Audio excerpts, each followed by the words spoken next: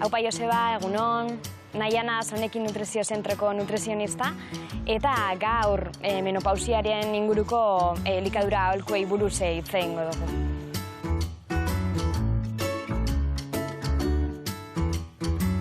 Hasteko definituko dugu zer dan menopausia.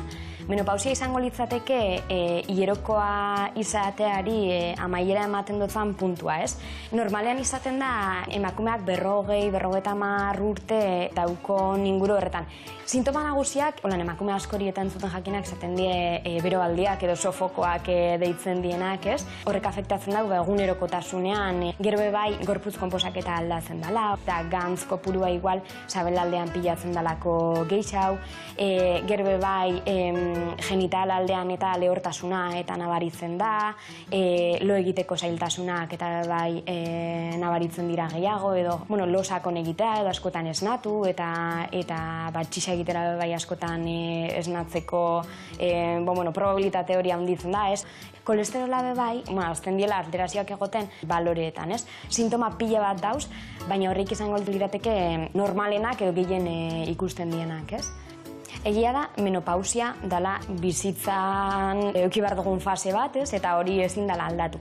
Baina egia da, elikadurak edo bizi estilo osasungarri batek, alterazio horrek apur bat arintzen lagundu aldauela. Guk gehien resaltako gauna izango zen proteinaren konsumoa.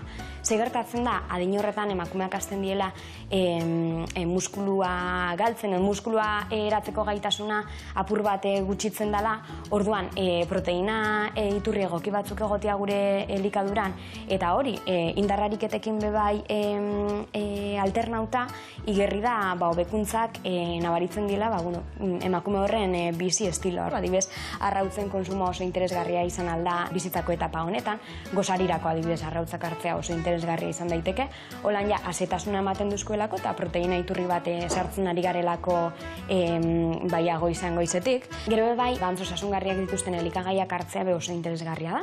Alde batetik arrain kontserbak ditugu, ez? Adibidez, omega-3 aberatsak dienak, eta honek inflamazioa arintzeko bai lagundu aldauie. Arrain urdineta ze aparte, oliba beti izango da interesgarria gure elikaduran sartzeko.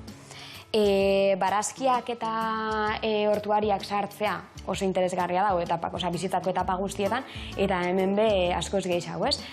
Zuntzean aberatzak die, vitamina eta mineraletan bebai aberatzak die, eta horrek bebai transito gastrointestinalean laguntzeaz gain, gaixotasunetatik saihesteko, eta mineral eta vitamina horrein behar izan horreitan laguntzeko be erabilgarriak eragiten dago, ez? Frutak beti izango die elikagai oso egokia, bizitzako etapa guztietan bebai, eta menopausian zer esanik ez? Aguakatea adibidez izango litzateke fruituen taldeko elikagai bat, baina gantz perfil oso egokia daukona. Hormonen funtzionamendurako eta oso interesgarria da.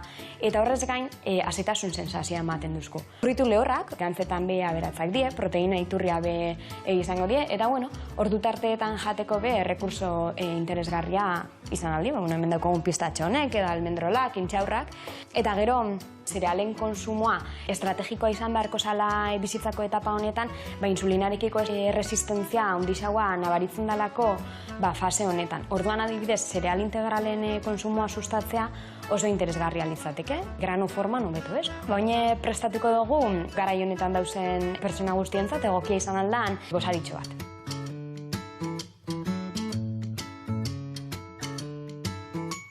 Ikusten duzuen moduan, hemen daukazue menopausia garai honetarako aproposadan gozari bat.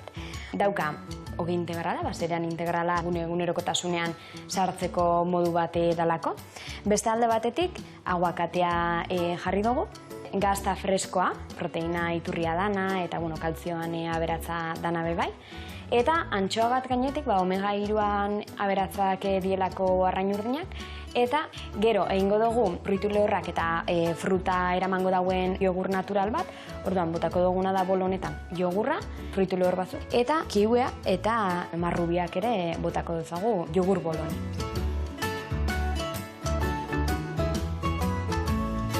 Honek izan die gure gomendioak menopausiaren ondorioak arintzeko, eta, ondo ibili, espero dugu baliogarriak izatea, eta beste bat arte Durangoko honekin nutrizio zentrotik.